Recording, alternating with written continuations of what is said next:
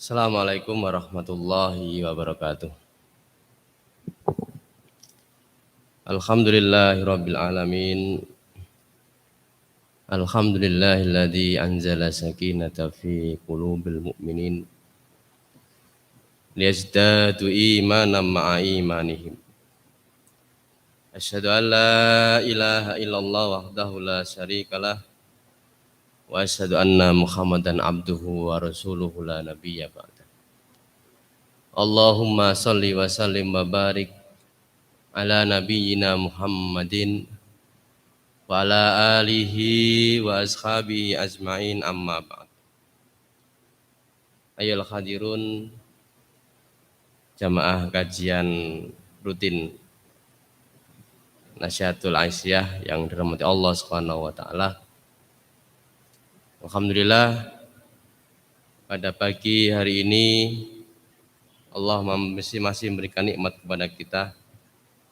Nikmat kesehatan, nikmat kesempatan, sehingga kita bisa menjalankan peran dan fungsi kita sebagai Khalifatullah dan Abdullah, hamba Allah. Mudah-mudahan nikmat yang Allah berikan kepada kita gunakan sebaik-baiknya dalam rangka ibadah kepada Allah Subhanahu wa taala. Termasuk menghadiri majelis ilmu ini juga bagian dari bentuk syukur nikmat. Allah memberikan kita kesempatan, syukur nikmat Allah memberikan kita kesehatan dan kita gunakan untuk belajar bersama. Allah Subhanahu wa taala, Rasulullah SAW dalam satu hadis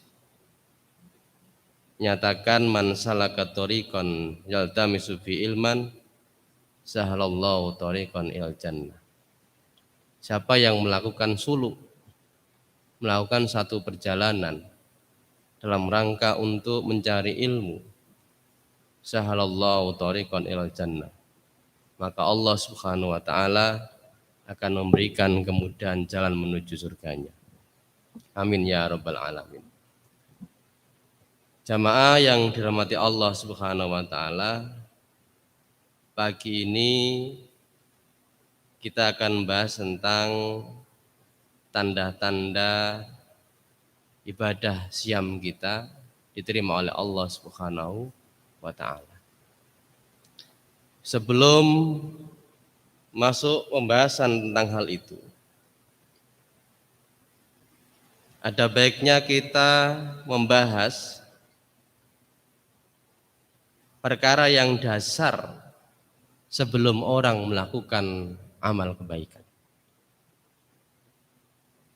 Rasulullah Shallallahu Alaihi Wasallam dalam satu hadis yang diriwayatkan oleh An-Nasa'i, Rasulullah SAW bersabda, Innallaha la yakbalu minal amali illa ma kana lahu khalisan wabtughiya bihi wajhu. Sesungguhnya Allah Subhanahu wa taala tidak menerima satu amal illa ma kana lahu khalisan, kecuali dilakukan dalam keadaan ikhlas, khalisan.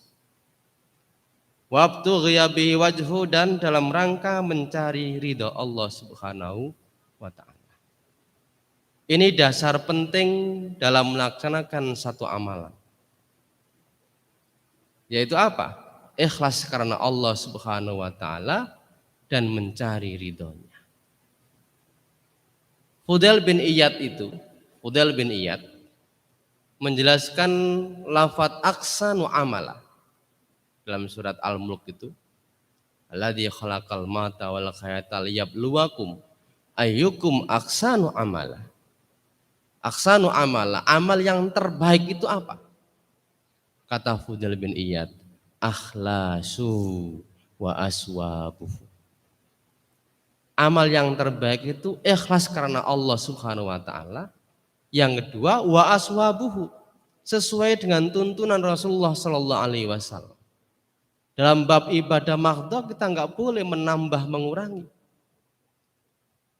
Dalam bab muamalah duniawiyah kita harus tetap menjaga ketentuan-ketentuan Allah Subhanahu wa taala. Menjaga ketentuan yang ditetapkan oleh Rasulullah sallallahu alaihi wasallam dalam bab muamalah duniawiyah. Jadi syarat utama amal ibadah kita diterima oleh Allah Subhanahu wa taala adalah apa? Akhlasu. Ikhlaskan Allah Subhanahu wa taala. Nah, nanti kita bicara tanda-tandanya seperti apa. Dasar ini penting di dalam melaksanakan semua aktivitas kita. Kita ini kan sudah berikrar. Ikrar kita apa? Inna sholati wa nusuki wa mahyaya wa mamati lillahi rabbil alamin la syarikalah. Itu ikrar kita, itu pernyataan kita. Sesungguhnya sholatku. Wa nusuki. Nah, nusuki itu apa? Nusuki itu segala hal, segala aktivitas yang di dalamnya ada nilai kebaikan, itu namanya nusuki. Berarti banyak. Ibu-ibu masak untuk suami dan anak-anaknya. Itu ada nilai kebaikan, ada nilai kemanfaatan. Ibu-ibu nyapu, ya, membersihkan halaman, apapun aktivitas yang ibu-ibu lakukan, itu jelas ada nilai kebaikan dan ada nilai manfaat. Itu nusuki. Jadi nusuki itu sangat banyak sekali. Aktivitas yang di dalamnya ada nilai kebaikan dan ada nilai kemanfaatan. Inna sholati wa nusuki wa mahyaya, hidup, wa mati dan matiku lillahi rabbil alamin, hanya untuk Tuhan seru sekalian alam, la syarikalah, tidak ada sekutu bagi. Ini ikrar kita, ini pernyataan kita bahwa seluruh aktivitas hidup kita itu hanya untuk Allah Subhanahu wa ta'ala, tidak ada sekutu baginya. Ini dasar penting apakah amal ibadah kita itu diterima apa tidak. Termasuk untuk melihat satu aktivitas itu aktivitas ibadah atau tidak, itu dilihat dari niatnya. Maka niat itu penting. Jenengan datang dari rumah menuju sini itu karena perintah ketua NA nopo, karena bagian dari niat dalam rangka thalabul ilmi, itu menentukan sekali.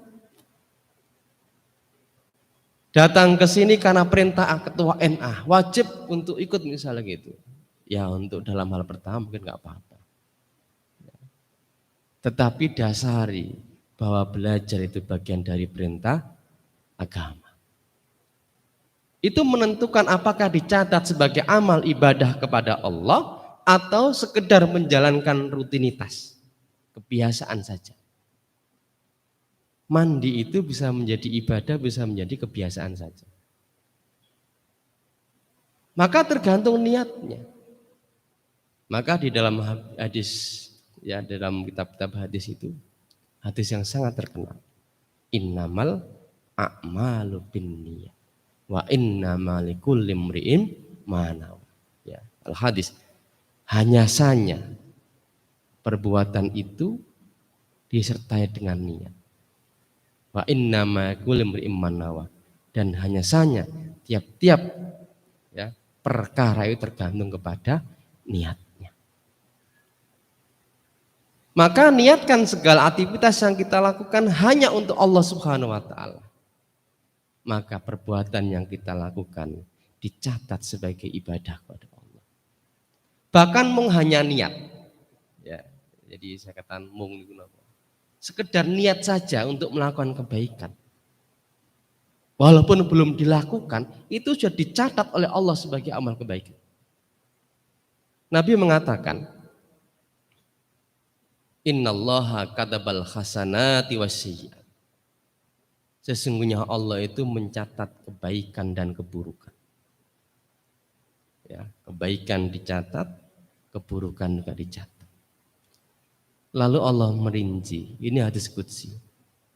Man hamma bi hasanatin, sapa wonge sing duwe himmah, duwe niat untuk melakukan kebaikan, falam ya'malha, dan niat itu belum sempat dilakukan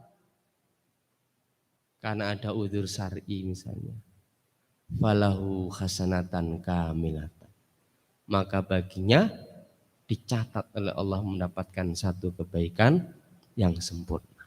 Jadi mau niat saja, niat untuk mau melakukan kebaikan belum dilaksanakan karena ada udzur syar'i sehingga tidak bisa dilaksanakan, Allah mencatatnya satu kebaikan sempurna. Itu mau niat saja. Wa man hamma bi hasanatin fa'amaliha, siapa yang punya himmah, punya niat, punya cita, keinginan dan diwujudkan di dalam perbuatan, falahu asara hasanatin ila sab'i mi'atin ila adafin kasira, Allah mencatatnya baginya, memberikan pahala kepada orang yang punya niat yang baik diwujudkan dalam perbuatan, yang mendapatkan 10 kali kebaikan sampai 700 ila adafin kasirah, sampai berlipat-lipat yang banyak. Waman hamma bisayyi'atin, siapa yang punya niat melakukan keburukan, niat keburukan itu wonten niate mboten? Nek jenengan kita semua misalnya ya mau menggibah itu kira-kira diniatkan ayo menggibah bareng misalnya gitu. Ya, kita mulai dengan basmalah misalnya gitu. Ya. Jadi orang punya niat buruk dan niat buruk itu belum dilaksanakan karena ada alasan syar'i bahwa itu dilarang. Ada rasa khosyahnya kepada Allah Subhanahu wa taala, rasa takutnya kepada Allah bahwa itu dilarang. Maka Allah mencatatnya falahu hasanatan kamilah. Dicatat dia mendapatkan satu kebaikan yang sempurna. Niat yang elek urung sempat dilaksanakan karena dia sadar, eling, jerit kepada Allah kemudian gak jadi dilaksanakan. Maka baginya hasanatan kamilatan, satu kebaikan yang sempurna. Dan siapa yang punya niat yang buruk, waman hama bisayyi'atin fa'amaliha, dan niat itu dilakukan, maka baginya mendapatkan seperti yang apa yang ia lakukan. Ya, jadi kalau dia melakukan keburukan setimpal balasannya, tidak akan menambah dan dikurangi. Tapi kalau kita melakukan kebaikan, maka Allah membalasnya dengan yang lebih baik yang kita kerjakan. Jamaah yang dirahmati Allah Subhanahu wa taala, itu niat. Ya, kekuatan niat itu menentukan sekali apakah aktivitas kita itu ibadah atau sekedar menjalankan kebiasaan. Maka sungguh celaka bagi kita. Wis kepanasan, misalnya nggih, wis udan-udanan, wis kesel, tapi di hadapan Allah nggak ada nilai apa-apanya. Ya mungkin di hadapan manusia ada nilainya, dipuji. Tapi sungguh celaka kita. Karena di hadapan Allah tidak ada nilainya apapun. Maka disinilah saudara sekalian dirahmati Allah Subhanahu wa taala, pentingnya kita itu tasdidun niat. Terus memperbaiki niat kita. Bahwa seluruh aktivitas yang kita lakukan tidak ada tujuan lain kecuali khalisan. Ikhlas karena Allah Subhanahu wa taala, wabtaghi bihi wajhuhu, dan hanya mencari ridhonya. Ini dasar amaliyah kita. Diterima atau tidak, dasarnya itu. Amalan kita ikhlas karena Allah Subhanahu wa taala dan dalam rangka mencari ridha Allah Subhanahu wa taala. Ini yang pertama. Kemudian saudara sekalian, yang namanya ikhlas itu apa? Ikhlas itu tarkur riya anit ta'ah. Meninggalkan riya, meninggalkan dilihat oleh orang lain dalam ketaatan kepada Allah Subhanahu wa taala. Ketika kita melakukan aktivitas apapun berupa kebaikan bukan karena supaya dipuji, Tetapi karena menjalankan perintah Allah, tidak enggak ada yang lainnya. Tarikri anit ta'ah.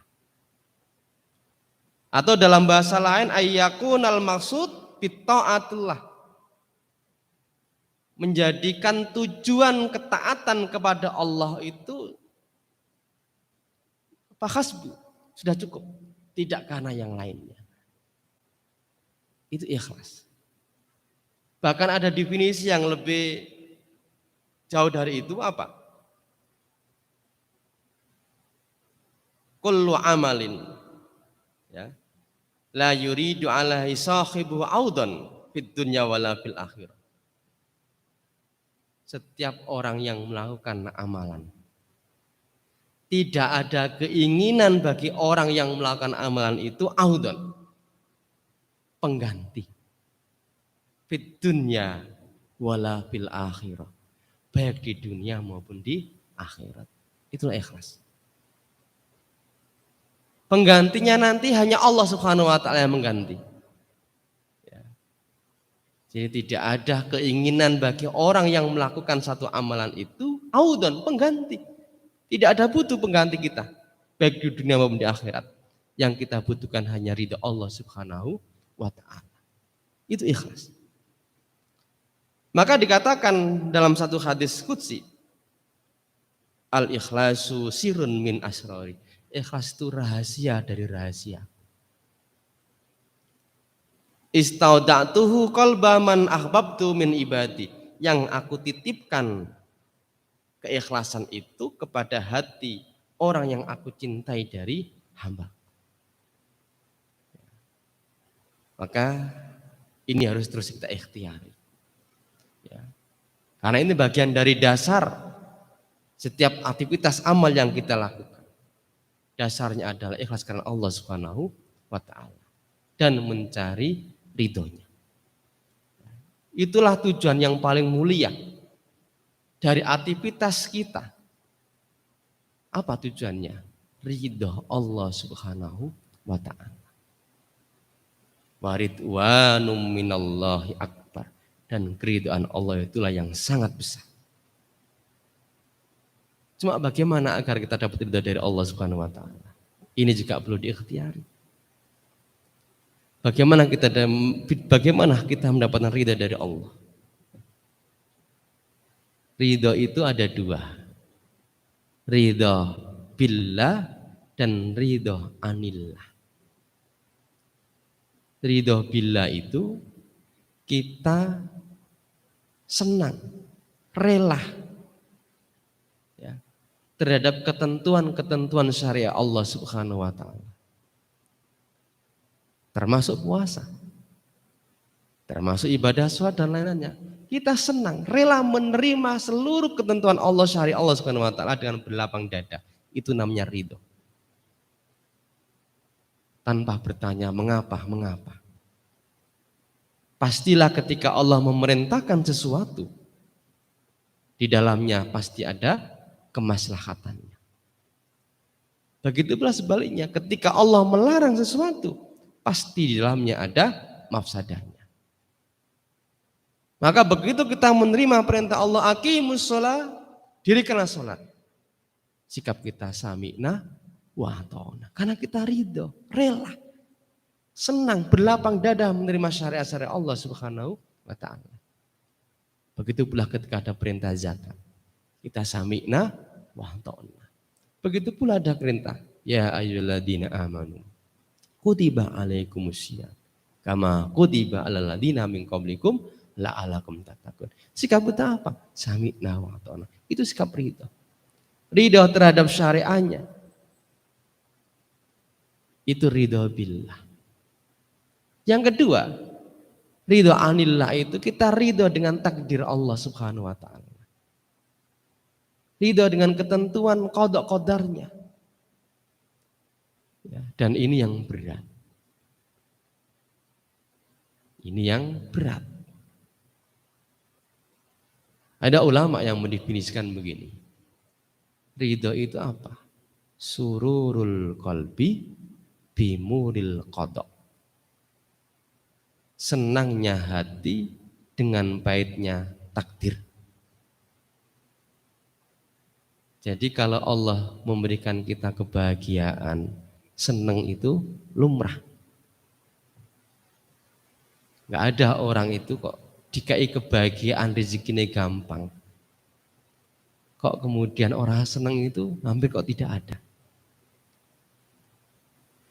Jadi kalau Allah memberikan kita kesenangan kok hati kita gembira berbunga-bunga, itu lumrah biasa. Semua orang bisa melakukan hal itu. Tetapi kalau Allah Subhanahu wa taala memberikan kita hal-hal yang tidak mengenakan, misalnya apa? Dikai loro untu. Nggih. Sakit gigi. Kok hati itu saya berbunga-bunga, saya seneng, orang Rasulullah, bahkan nyala-nyala ke Allah Subhanahu wa taala. Apapun yang dia dapatkan dia terima. Ini bagian dari ketentuan Allah Subhanahu wa taala. Hati saya seneng. Itu berarti kita sudah punya sikap ridho. Gampang napa susah niku? Maka ada seorang ahli sufi yang bernama Rabi'ah al-Adawiyah. Ya, ini sufi perempuan ini. Ya. Rabi'ah al-Adawiyah itu ditanya, kapan seorang itu punya sikap ridho? Ya, tanda-tanda kalau kita bicara tanda-tanda. Tanda-tanda orang mendapatkan di dalam dirinya itu sikap ridho itu bagaimana? Apa jawab Rabi'ah al-Adawiyah? Sarratuhul musibah kama tasurruhun nikmah. Ia bergembira ketika mendapatkan musibah, sebagaimana ia bergembira ketika mendapatkan nikmat. Itulah sikap ridho. Ya. Jadi kalau Allah mentakdirkan kita hal-hal yang tidak mengenakan, karena ujian Allah itu dua. Wa nabluwakum bisarri wal khairi. Kami uji kamu dengan keburukan dan kebaikan.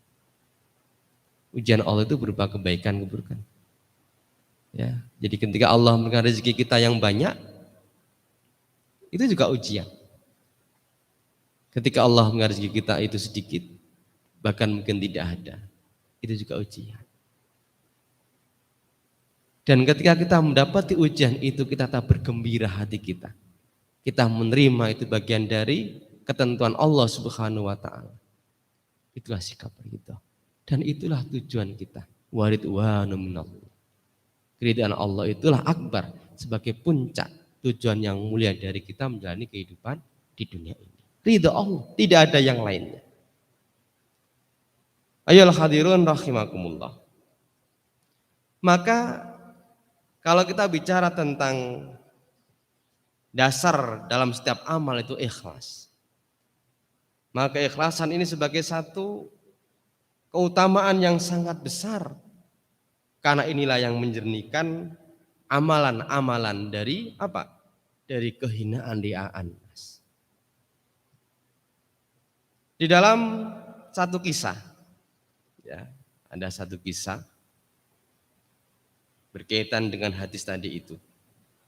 Ada satu kisah. Di dalam hadis ini dikatakan anna rajulan ja'ilan nabi sallallahu alaihi wasallam. Ada seorang rajul, seorang yang datang kepada Rasulullah sallallahu alaihi wasallam. Kemudian orang ini bertanya, "Ya Rasulullah, ara'aita rajulan ghaza yaltamisul ajra wad dzikr?" Wahai Rasulullah, bagaimana pendapatmu? Ada orang yang berperang, berjihad, tetapi ia hanya ingin mendapatkan pahala dan dzikr, disebut-sebut orang. Ya, berjihad disebut-sebut. Ya. Yuridu ajrat dunia wa yuridu ajrat akhirah. Dia ingin pahala dunia, disebut-sebut orang.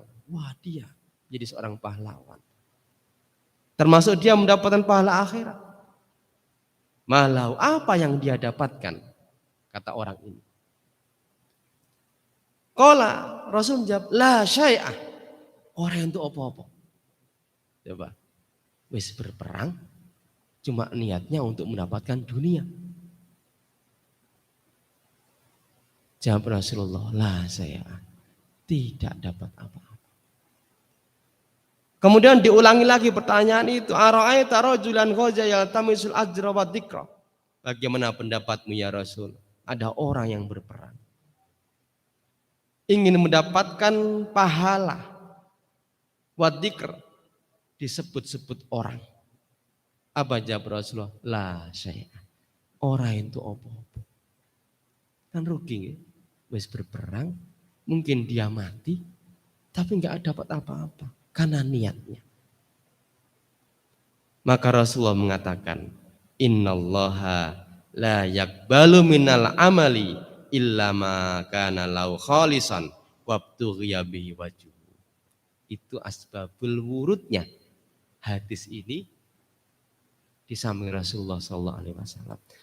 Allah tidak menerima amal seseorang kecuali apa yang dilakukan itu khalisan, ikhlas karena Allah Subhanahu wa taala, wabtughiya bi wajhu, dan hanya mencari ridha Allah Subhanahu wa taala. Termasuk ibadah puasa. Saudara sekalian rahmat Allah Subhanahu wa taala. Puasa yang kita lakukan itu,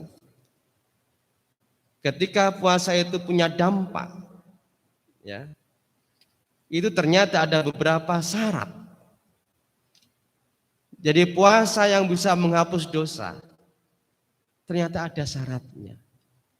Apa syaratnya? Misalnya kita mendapati satu hadis, Ramadan ila Ramadan, ya. Hadis sebelumnya begini, al-Jum'at, as-salatu ila salat, al-Jum'atu ila Jum'at, Ramadan ila Ramadan, mukaffaratun ma bainahunna idastanabatil kabair. Salat ke salat, Jumat ke Jumat, Ramadan ke Ramadan, itu bisa menghapuskan dosa-dosa di antaranya. Selagi tidak melakukan perbuatan dosa besar. Syaratnya itu. Jika Ramadan yang kita lakukan kemarin itu bisa menjadi penghapus dosa kita, ya, syaratnya tidak melakukan dosa besar. Ini yang pertama. Yang kedua, ada hadis yang lain.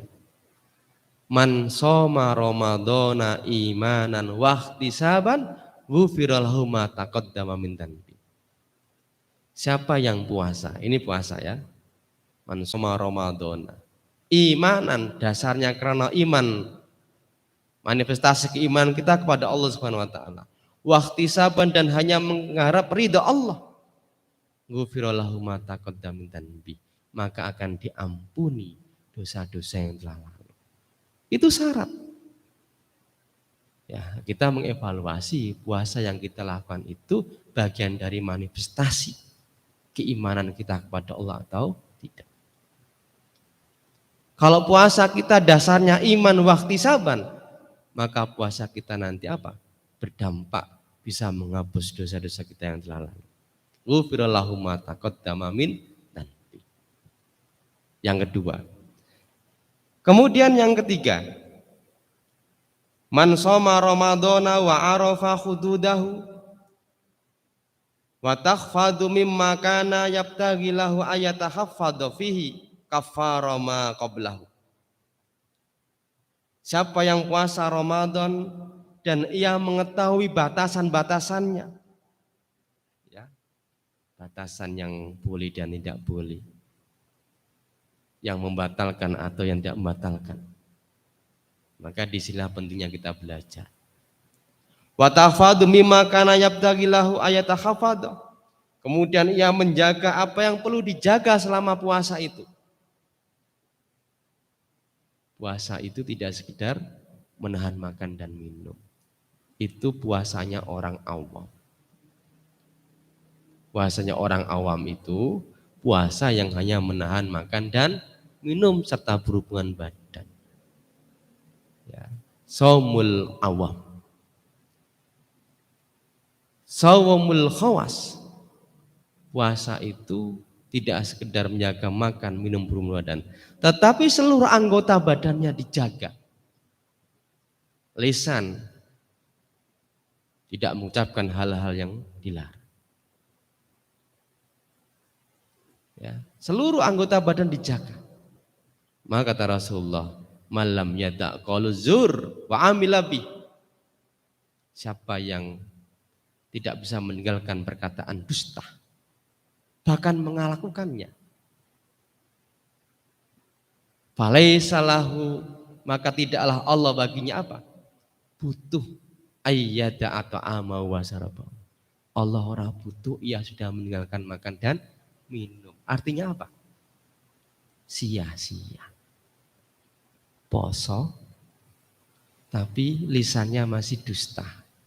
Poso, lisannya masih berkata-kata hal-hal yang tidak baik. Poso masih ngerasani. Poso masih namimah. Falaisa lahu hajatahu. Allah tidak butuh hajat dia. Ayyada atau amahu wa syarabahu, sekalipun ia sudah meninggalkan makan dan minum. Jadi syaratnya apa? Syaratnya adalah kita tahu batasan-batasannya dan kemudian kita bisa menjaga. Selama puasa itu perkara-perkara yang Allah tidak ridho, perkara-perkara yang bisa mengurangi kualitas ibadah kita. Ada syaratnya. Ya. Maka jika kita melakukan hal itu, menjaga yang seharusnya kita jaga selama puasa, kaffara ma qablahu, maka puasa yang kita lakukan bisa menghapuskan dosa-dosa sebelumnya. Syaratnya itu. Yang keempat, man qoma ramadhana imanan wa ihtisaban ghufira lahu ma taqaddama min dhanbi. Siapa yang mendirikan, man qoma ramadhana, mendirikan itu maksudnya begini, mengisi malam-malam harinya itu untuk tilawah, untuk sholat tarawih, untuk berzikir, untuk mengkaji Al-Quran, Al-Hadis. Man qoma ramadhana, imanan, dasarnya iman, wahtisaban, dan hanya mencari ridha Allah, ghufira lahu ma taqaddama min dhanbi, maka akan diampuni dosa-dosa yang telah lalu. Ini syarat-syarat yang harus kita lakukan selama puasa. Nah, itu sudah kita lakukan atau belum? Ya. Ini hal-hal yang dasar yang harus kita lakukan di dalam melaksanakan setiap aktivitas amal. Sebelum kita bicara tanda-tandanya seperti apa. Ya. Ada seorang ulama, ya, ini kembali lagi kepada aspek keikhlasan tadi itu. Ya, bagian dari syarat dari melakukan suatu amalan. Ini ada di dalam kitab Ihya Ulumuddin yang ditulis oleh Imam Al-Ghazali. Ya. Dikatakan begini. Ini sumbernya dari Ihya. Ya.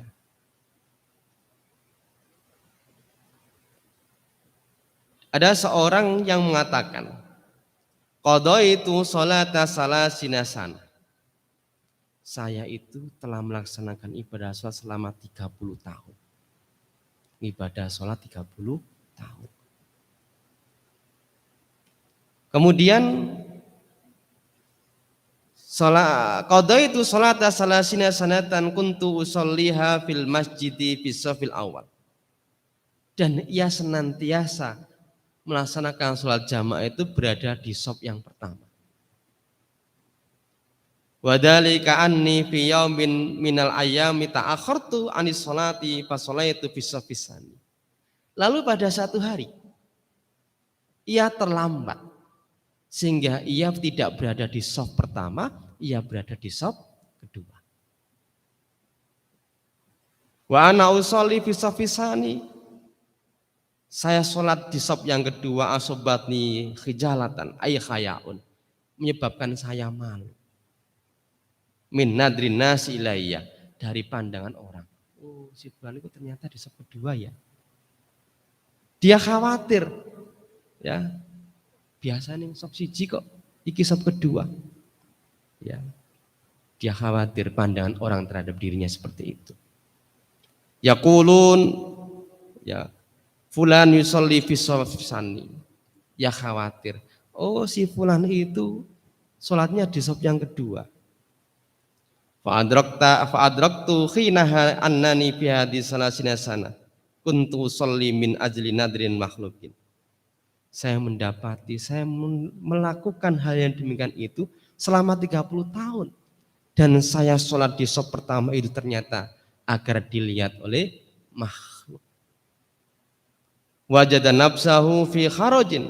Ia mendapati jiwanya itu kharaj.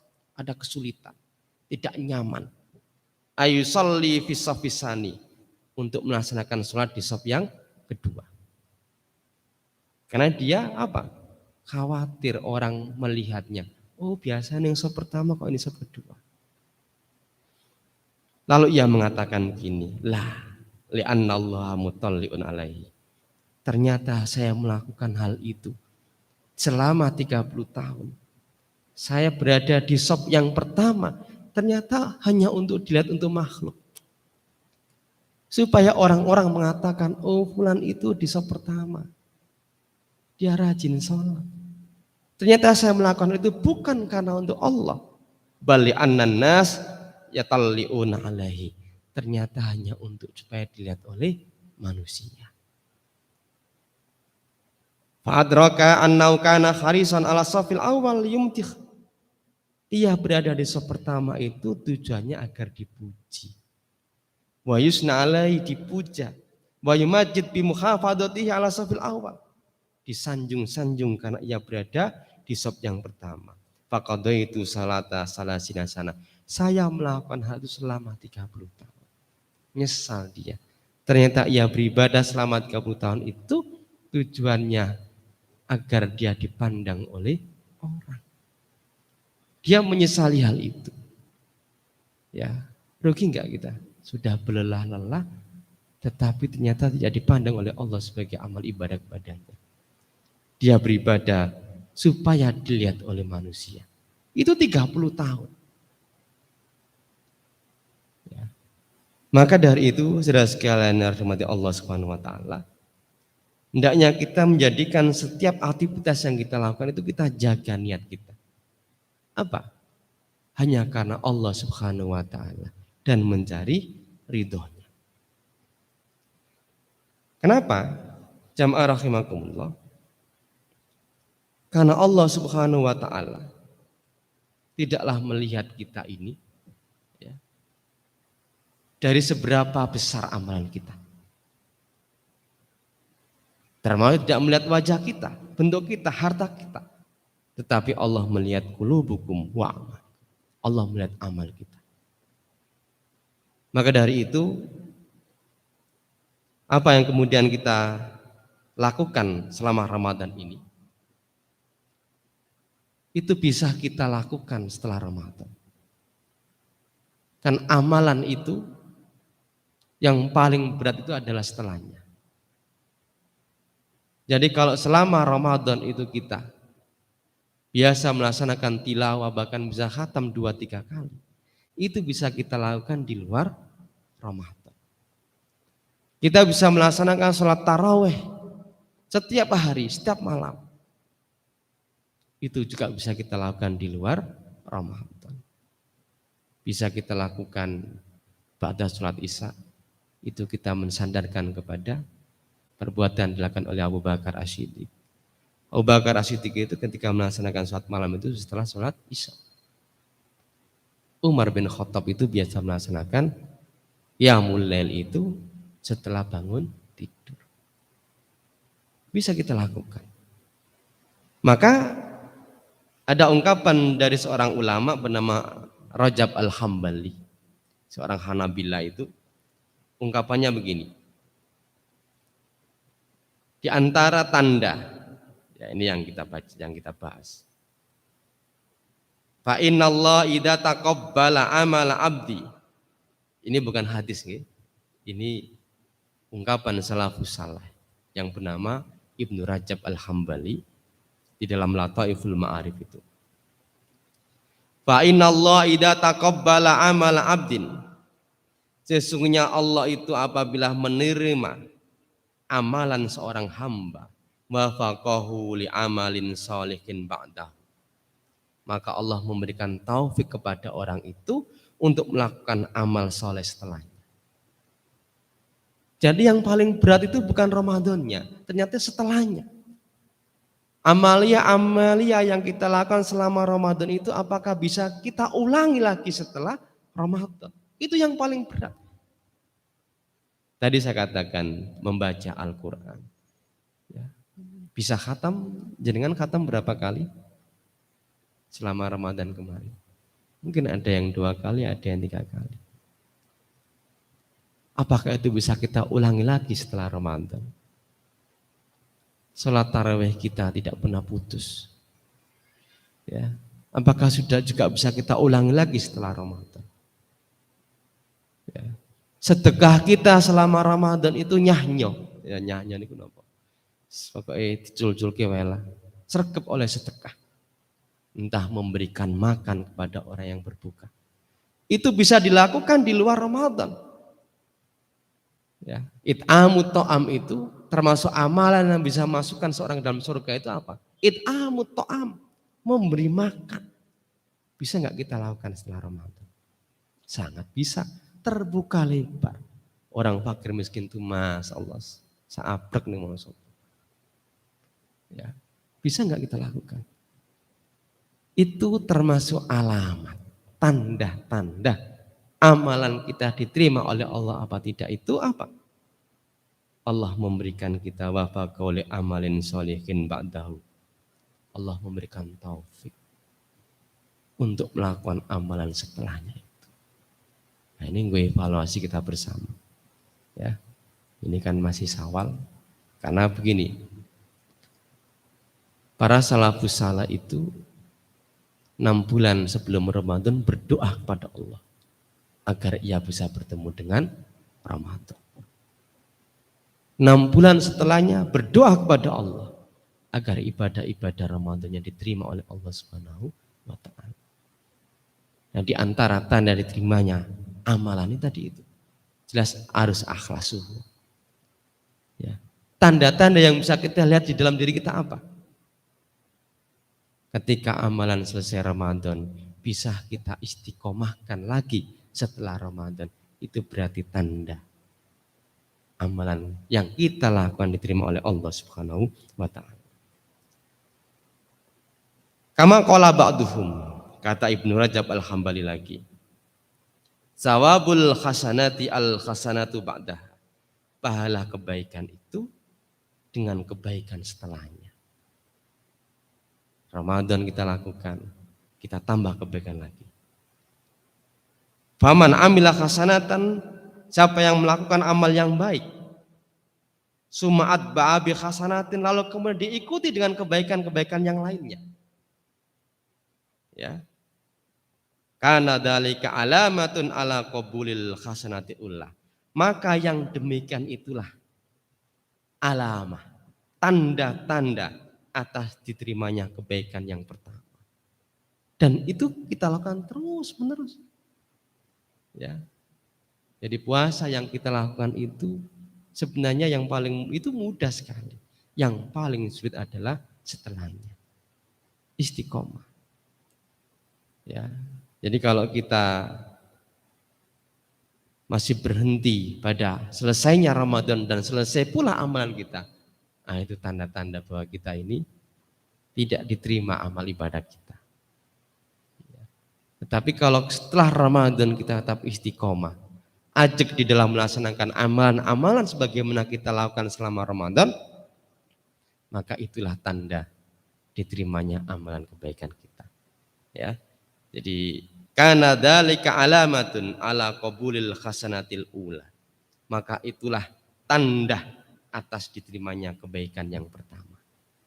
Dan terus menerus kita lakukan kebaikan kedua, diikuti kebaikan lagi, diikuti kebaikan lagi. Tidak ada satupun waktu jam kita itu diisi dengan hal-hal yang tidak ada manfaatnya. Semua waktu kita itu kita isi dengan kebaikan. Itulah tanda di antara diterimanya amal kita. Selain tadi itu, syaratnya adalah akhlasuh. Ya. Jamaah yang dirahmati Allah Subhanahu wa taala, maka apa yang kita lakukan? Apa yang kita lakukan ya agar amal ibadah kita diterima oleh Allah Subhanahu wa taala. Di dalam Jawami'ul Kalim ini ada beberapa langkah yang bisa kita lakukan ya, agar kita ini di dalam setiap amal kita ini mendapatkan keikhlasan di dalam diri kita. Itu sebagai syarat. Ya. Apa yang pertama? Yang pertama adalah tentunya kita minta kepada Allah, ista'in billah, minta isti'anah, minta pertolongan kepada Allah Subhanahu wa taala apa? Agar hati kita ini tetap senantiasa condong kepada Allah Subhanahu wa taala. Karena yang membolak-balikan hati itu adalah Allah Subhanahu wa taala. Kita datang ke sini mungkin datangnya karena Allah, tapi di tengah jalan ada bengokan lagi. Kita minta kepada Allah agar hati ini selalu berada di dalam jalannya. Maka apa yang kita baca? Perbanyaklah doa, ya muqallibal qulub, tsabbit qalbi ala dinik. Wahai zat yang membolak-balikkan hati, tetapkanlah hatiku ini ala dinik, ke atas agama. Tetapkanlah hati ini senantiasa hanya kepada Engkaulah kami melakukan segala aktivitas. Hanya kepada Engkaulah kami melakukan segala aktivitas, tidak ada yang lainnya. Ya. Maka tikungan-tikungan itu yang bisa menyebabkan berubahnya niat kita dari rumah menuju ke sini sudah niatkan yang baik, tetapi tengah jalan berubah lagi karena ada satu lain. Maka doa itu yang kita baca, ya muqallibal qulub, tsabbit qalbi ala dinik. Ya wahai zat yang bolak-balikan hati, tetapkanlah hatiku ala dinika, atas agama. Ada ungkapan lagi ya, dari Abi Musa al-Asy'ari. Ayuhan nas, Rasulullah SAW pernah berkhutbah mengingatkan bahayanya ria'an nas itu. Ayuhan nas, ya, ittaqu hada syirka. Takutlah engkau tentang syirik ini. Ya, takutlah kita akan syirik ini. Fa innahu akhfa. Syirik ini lebih tersembunyi min dabibin namli, dari suara semut. Ya, kita kan nggak tahu suara semut nggih. Lebih tersembunyi, akhfa itu lebih sangat tersembunyi. Apa itu? Ar-riya. Ya. Tidak ada yang tahu hati kita. Ya. Maka kita berdoa kepada Allah Subhanahu wa taala. Kemudian yang kedua, berkaitan dengan agar kita terjaga niat kita untuk selalu apa? Ikhlas kepada Allah Subhanahu wa taala. Kita menyadari bahwa yang dilihat oleh Allah Subhanahu wa taala adalah apa? Qulubik, hatimu. Ya. Allah tidak melihat apa? Bentukmu, hartamu, walakin yandur ila qulubikum wa amalikum. Tetapi Allah melihat hatimu dan amalmu. Hati inilah yang akan dicatat oleh Allah Subhanahu wa taala sebagai amal. Niat itu penting. Ya, niatu fil qalbi. Niat itu al-qasdu, menyengaja untuk melakukan satu perbuatan. Ya, ini cara yang kedua. Kemudian yang ketiga, agar kita ini mendapati amalia yang kita lakukan adalah ikhlas karena Allah Subhanahu wa taala. Kita menyadari ya bahwa yang mengetahui hati kita itu adalah Allah Subhanahu wa taala. Maka kit'amul hasanah, menyembunyikan kebaikan sebagaimana kita menyembunyikan keburukan. Itu apa? Bagaimana kemudian kita tidak menganggap diri kita itu suci? Wala tuzakku anfusakum wa a'lamu biman ittaqa. Dialah Allah yang lebih mengetahui siapa yang paling takwa. Maka seluruh aktivitas yang kita lakukan itu walaupun itu besar, tetaplah ada rendah hati. Bukan dianggap sesuatu yang agar dipandang oleh orang. Wah, saya melakukan ini, tidak. Apalagi menganggap diri kita itu suci. Wala tuzakku anfusakum. Janganlah kau menganggap suci dirimu. Wa a'lam bimanit taqwa, karena dia Allah yang lebih mengetahui siapa yang paling takwa di antara kamu. Ya. Tidak ada yang tahu. Maka jamaah yang dirahmati Allah, aktivitas yang kita lakukan bukan karena siapapun, cukup karena Allah yang menilainya. Hanya diri kita, atqakum, ketakwaan kita. Maka ada satu hadis, ini yang terakhir yang ingin saya sampaikan. Di antara perkara yang sangat penting, diriwayatkan oleh Imam Ahmad. Idza ja'allahu ibadah yaumal qiyamati qala li ba'dihi. Apabila Allah membalas kepada seorang hamba pada hari kiamat, qala li ba'dihim, Allah berkata kepada sebagian mereka, idhabu ilal ladina kuntum tura'una bi'amalikum fid dunya. Kata Allah, pergilah kamu kepada orang-orang yang kamu tura'una, yang kamu ingin dilihat amal-amal di dunia ini. Silakan pergi. Kita beramal supaya disanjung, supaya dipuji. Silakan pergi kepada mereka. Fandur hal tajiduna indahum jaza. Perhatikanlah, apakah kamu mendapati di sisi mereka balasan? Jawabannya tidak ada. Balasan itu hanya milik Allah Subhanahu wa ta'ala. Maka jadikan seluruh aktivitas amal yang kita lakukan sebagaimana pernyataan kita.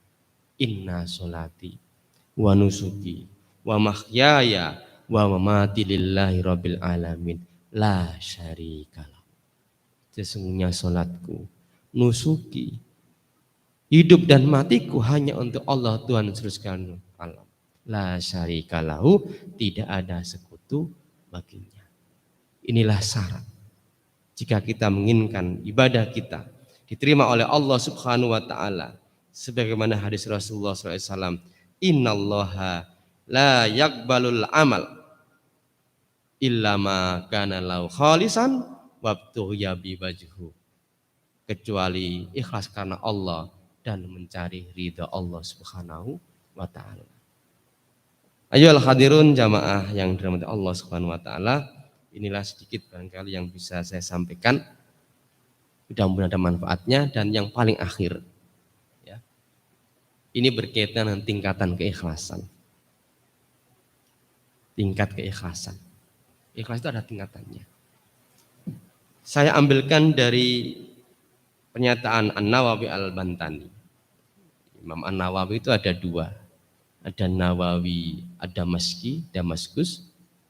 Ada Nawawi Al-Bantani, Nawawi Jawi, orang Jawa. Tingkatan yang pertama ikhlas itu apa? Fa'ala maratibul ikhlas tasfiyatul amal an mulakhadatil khalqi. Tingkatan yang paling tinggi itu apa? Ikhlas itu tasfiyatul amal, mensucikan amal dari perhatian makhluk. Ia beramal tidak ada keinginan di dalam amalnya itu kecuali dalam rangka menjalankan perintah Allah Subhanahu wa ta'ala. Wal qiyamu bihaqqil ubudiyah, menegakkan sebenar-benar penghambaannya kepada Allah Subhanahu wa ta'ala. Itu tingkatan pertama. Ia beramal tasfiyatul amal, mensucikan amal an mulakhadatil khalq, dari perhatian makhluk. Yang kedua, ayya'mala lillah, ia beramal untuk Allah. Ya, untuk Allah. Liyutihil khutudul ukhrawiyah, untuk mendapatkan bagian-bagian ukhrawiyah. Kal bi'adi anin nar wa idkhalihil jannah, agar dijauhkan dari neraka dan dimasukkan ke surga. Loh, boleh enggak kita beramal karena surga? Oh, dibolehkan. Banyak sekali ayat-ayat Al-Quran yang memotivasi kita agar kita beramal, dan kemudian dengan amal itu Allah akan memberikan balasannya surga. Misalnya apa? Man amila sholihan min dzakarin aw unsa wa huwa mu'minun falanuhyiyannahu hayatan thayyibatan walanazjanahum ajrum bi ahsani ma kanu ya'malun. Siapa yang beramal baik, laki-laki atau perempuan, wa huwa mu'minun, dia seorang mukmin. Apa balasan Allah? Falanuhyiyannahu hayatan thayyibatan, maka pasti kami akan memberikan penghidupan yang baik di dunia ini. Walanazjanahum ajrahum bi ahsani ma kanu ya'malun. Di akhirat kami akan memberikan balasan yang lebih baik dari yang mereka lakukan. Tidak mengapa kita ini melakukan ibadah kepada Allah tujuannya untuk surga, agar dijauhkan dari neraka, tidak apa. Ya. Itu tetap dikatakan ikhlas kepada Allah. Ia beramal lillah, karena Allah, agar mendapatkan bagian-bagian ukhrawiyah. Dijauhkan neraka, dimasukkan ke dalam surga. Maka ada kisah begini. Ini lagi-lagi Rabi'ah al-Adawiyah. Coba saudara sekalian baca itu. Rabi'ah al-Adawiyah itu pernah ia keliling pasar. Tangan kanan membawa obor, tangan kiri membawa air. Ditanya oleh orang-orang, "Wahai Rabi'ah, kamu mau melakukan apa?" Apa jawab Rabi'ah? "Saya ingin membakar surga dan menyiram neraka." Loh kenapa? Karena orang beribadah itu bukan lagi kepada Allah, tetapi karena ingin surga dan takut neraka. Ya, ini persoalan makomat. Ya, kalau makomnya awake dhewe iku beribadah ingin surga takut neraka ya nggak apa-apa. Tetap dikategorikan itu ikhlas. Karena memang banyak sekali ayat Al-Quran ya yang menyampaikan kepada kita siapa yang beramal baik pasti balasannya adalah surga itu. Kemudian tingkatan yang ketiga, ya, ayya'mala lillah, ia beramal lillah untuk Allah. Haddon dunyawihi katausiati rezeki, supaya ia mendapatkan bagian-bagian dunia seperti diluaskan rezekinya. Misalnya apa? Dengan maca surat apa? Al-Waqiah, dengan surat apa? Duha. Lillah. Tapi pasti ada tujuan yang lain agar dikei rezeki. Gitu kan? Ya itu tetap termasuk kategori ikhlas. Tetap dikatakan ikhlas. Ya, cuma tingkatannya tadi. Ya kan? Tingkatan yang paling tinggi adalah apa? Ia melakukan amaliyah, tasfiyatul amal, dia sucikan amal, ya. An mulahadatil khalqi, dari perhatian makhluk, bi alla yurida bi ibadatihi illa imtisali awamirillah, dia melaksanakan ibadah kepada Allah itu dalam rangka menjalankan perintahnya, titik. Wal qiyamu bihaqqil ubudiyah, dan menegakkan kebenaran penghambaannya dia kepada Allah Subhanahu wa taala. Ini ikhlas yang paling tinggi. Tapi ketiga hal tadi itu semua termasuk kategori ikhlas, hanya tingkatan-tingkatannya. Maka ada kisah Rasulullah SAW. Aisyah itu pernah tanya, "Ya Rasul, engkau ini kan mendapatkan rahmat dari Allah begitu banyaknya. Tapi kenapa engkau masih ibadah begitu kerasnya hingga tumitmu bengkak?" Ya kan Rasulullah itu karena saking lamanya oleh berdiri ketika sholat tahajud itu, saking panjangnya bacaannya sampai kakinya bengkak. Apa jawab Rasulullah kepada Aisyah? "Ya Aisyah, apalah akunu abdan syakura, tidak bolehkah saya ini menjadi hamba yang bersyukur?" Jadi kalau kita ini melaksanakan kebaikan-kebaikan itu tidak lain karena syukur nikmat. Kita sholat karena Allah memberikan nikmat begitu banyak kepada kita dan kemudian kita sholat, tidak ada hal yang lainnya. Ayolah hadirun, saya kira itu mudah-mudahan ada manfaatnya. Barangkali ada yang mau didiskusikan, silakan. Ada?